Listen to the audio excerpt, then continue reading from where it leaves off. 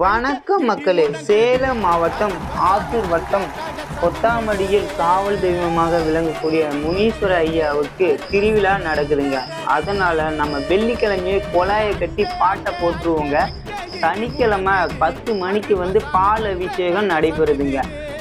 அதனால் நம்ம பால் அபிஷேகத்துக்கு தேவையான பால், தயிர், இளநீர், வாழைத்தார் போன்ற தேன் போன்ற அனைத்து பொருளும் நாம் சாமிக்கு காணிக்கையாக செலுத்தினோமா நம்ம வேண்டுதலை நிறைவேற்றி நம்ம ஐயா எப்பொழுதும் நம்மளை சிறப்பாக்கி வைப்பாருங்க.